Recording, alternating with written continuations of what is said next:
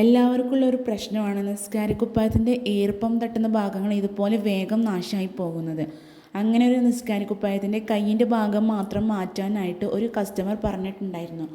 1/2 metre തുണിയാണ് ഇതിനു വേണ്ടി വാങ്ങിച്ചിട്ടുള്ളത്. ഇതുപോലെ അളവെടുത്ത് വരച്ച് കട്ട് ചെയ്തെടുത്ത് ഇനി കട്ട് ചെയ്യാനുള്ള ഈ ഒരു ഭാഗത്തെ പീസാണ് 4 ഇഞ്ച് വീതി 4 ഇഞ്ച് സമചതുരത്തിലുള്ള ഈ ഒരു പീസ് അളന്ന് കട്ട് ചെയ്തെടുത്തു. ഇനി ഇതിൻ്റെ സ്റ്റിച്ചിങ് എല്ലാം അഴിച്ച് ഇസ്തിരിയിട്ട് നിവർത്തിയെടുക്കണം.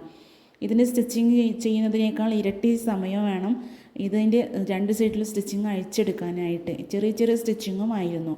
ഇനി കൈയിൻ്റെ അറ്റത്ത് മടക്കി അടിച്ചു കൊടുത്ത് 1/4 ഇഞ്ച് വീതിയിലുള്ള ലാസ്റ്റിക് 8 ഇഞ്ച് നീളത്തിൽ കട്ട് ചെയ്തെടുത്ത് അറ്റത്ത് ഇതുപോലെ ഫിറ്റ് ചെയ്ത് കൊടുത്തു. നേരത്തെ സമചതുരത്തിലുള്ള പീസ് കട്ട് ചെയ്തത് കൈയിൻ്റെ അറ്റത്തായിട്ട് ജോയിൻ ചെയ്തു.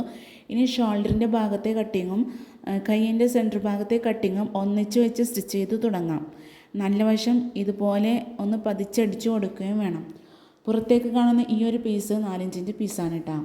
ഇനി കൈയിൻ്റെ അറ്റത്ത് നിന്ന് സ്റ്റിച്ച് ചെയ്ത് തുടങ്ങാം. കക്ഷത്തിൻ്റെ ഭാഗത്തെത്തുമ്പോൾ ഒന്ന് ശ്രദ്ധിച്ചാൽ മതി. 4 ഇഞ്ചിൻ്റെ പീസ് ഇതുപോലെ സ്റ്റിച്ച് ചെയ്ത് കൊടുക്കണം. എന്നിട്ട് നല്ല വശത്ത് കൂടെ ഇതുപോലെ പതിച്ചടിച്ചു കൊടുക്കുകയും വേണം. ഇനി നിങ്ങളുടെ വീട്ടിൽ ഇതുപോലത്തെ നിസ്കാരക്കുപ്പായങ്ങളൊക്കെ ഉണ്ടെങ്കിൽ ഒന്ന് ട്രൈ ചെയ്ത് നോക്കൂ കേട്ടോ. അപ്പോൾ ഇതാണ് ഇതിൻ്റെ ഫൈനൽ ലുക്ക് വരുന്നത്. ചാനൽ സബ്സ്ക്രൈബ് ചെയ്യാതെ കാണുന്നവരുണ്ടെങ്കിൽ ഒന്ന് സബ്സ്ക്രൈബ് ചെയ്യണേ.